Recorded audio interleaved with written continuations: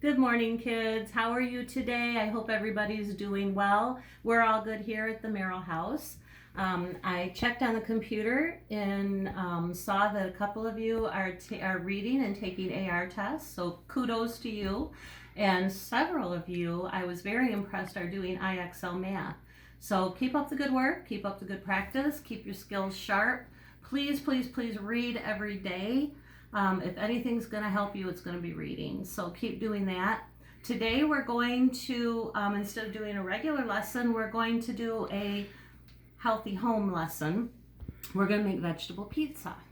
And so, as always, whenever we cook or handle food, we're going to start by washing our hands. So I'm going to go over to my sink and get myself cleaned up. Get my soap on there. Scrub, scrub, scrub. Are you guys singing the ABCs while I'm washing my hands? I'm going in between my fingers, backs of my hands, up to my wrist, scratching those fingernails in the palm to get any kind of germs out from there. Do a nice rinse off. Get all that soap off. If you don't get all the soap off, it'll dry your skin, and that's why your skin cracks, because it gets too dry. And then turn off the faucet like that, instead of touching it with my fingers, and use paper towels to dry rather than my dish towel, because my dish towel might have germs on it. Okay, so to get started, we need our crust for our pizza.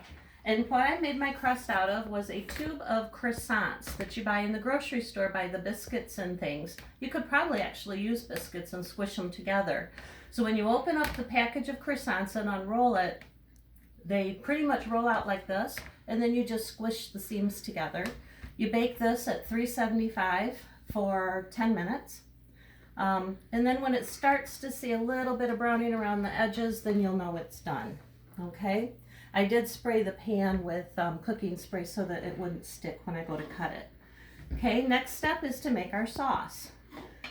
We like to use Hellmann's mayonnaise and ranch dressing. Either one of these. This is not enough spice, this is too much spice. So when we mix them together, they're just about perfect. So I'm going to do a half a cup of each.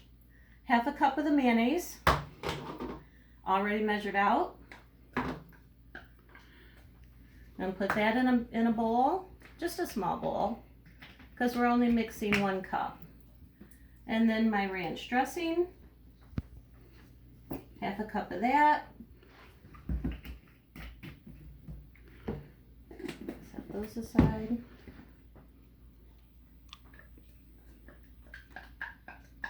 Okay.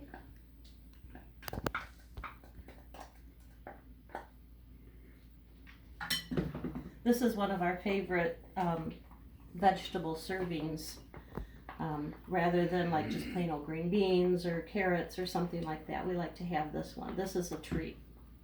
In fact, we make this for parties quite often. Okay, all right, I've mixed it up, I don't know, 20, 30 stirs. Now I'm just going to go ahead and put it right on my crust. And if you want more sauce, you can make more. But this is pretty close to the right amount for this size. Sometimes when I'm making it for a party, I'll make a big pan of it and I'll have to double my recipe. So instead of a half a cup of each, I would use a cup of each. But this is looking just about right, just about the right amount. And we like that flavor in there, so it's like having a layered salad. Okay. Next step is to add your vegetables to your pizza. And this is kind of the glue that holds them in place on your pizza. Okay. And I usually start with lettuce. You can use whatever vegetables you'd like. We've made it before with broccoli, carrots, cauliflower. Although you want to cut them in little tiny pieces. That's why I like the shredded lettuce. See how tiny that is? It's all shredded up. I can buy this in a bag already done. And if you don't want to do that, let's use the whole bag. If you don't want to do that, you can buy a head of lettuce, which is probably a little bit cheaper, about half as much. It's about $1 for a head of lettuce, and it was, I think, $1.75 for this bag. So if you want to buy a head of lettuce, you have to just chop it up really fine. Okay, the next thing I'm going to put on is my celery, because I like celery. I like the extra crunch. So I got my little cutting board here, and when I cut celery, I take a stalk and I washed it and I dried it with a paper towel, and then I cut down the center. And the reason I cut down the center is because I don't like big chunks. So I'm going to cut it in half again. And then to make my job even quicker, I'm going to cut it in half again. So now when I cut my thin little slices of celery, so I'm keeping my fingers back because this knife is pretty sharp. I'm going to keep my fingers back and cut my little tiny pieces. Okay. Some people like a lot of celery. I just like a little bit. So I have this done. So this is what I'm going to put next. I'm going to sprinkle around on top, just like you would sprinkle it onto a salad.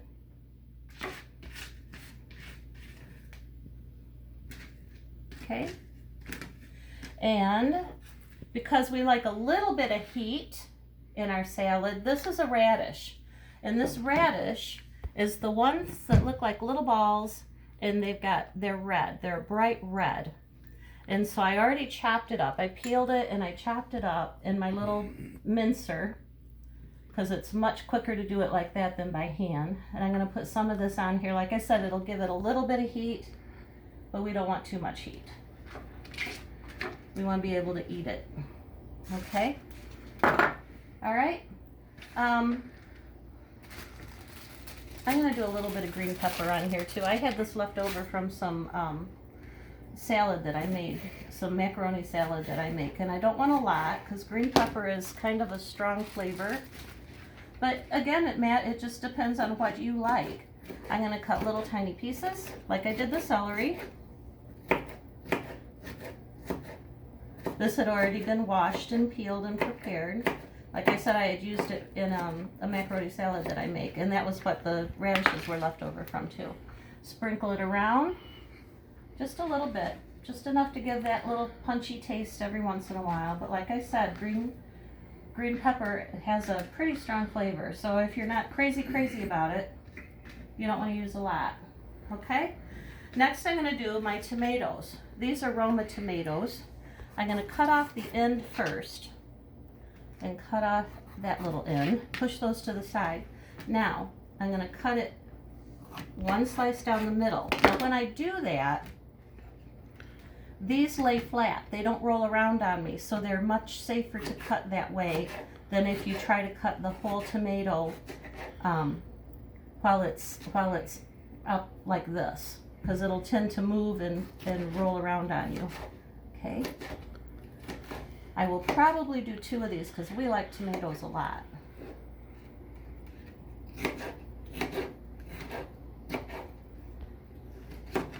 One.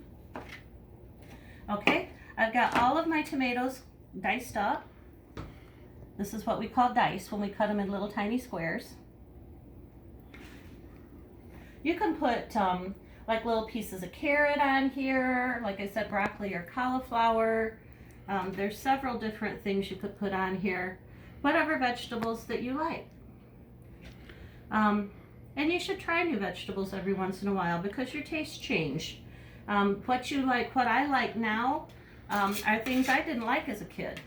So, you know, just every once in a while your taste will change. So give it a shot. Just take a little taste of it. If you still don't like it, not a big deal.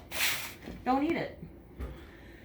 Next thing we're going to do is we're going to cover this with shredded cheese.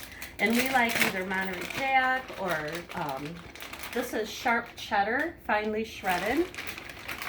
And we don't cover the entire thing. We put a nice layer on.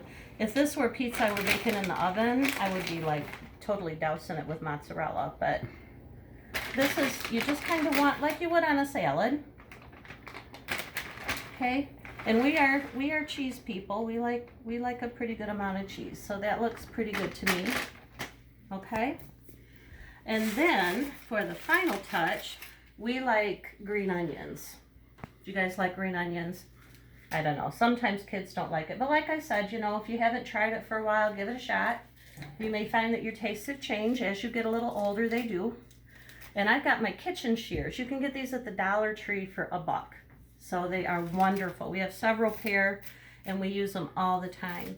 So I'm going to just take my green onion, which has already been washed and dried, and I'm going to cut it up just a little piece at a time to put on top of my salad.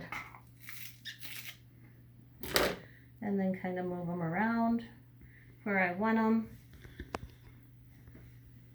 And this is going to be, I'm going to give it a little press here. Remember, my hands are nice and clean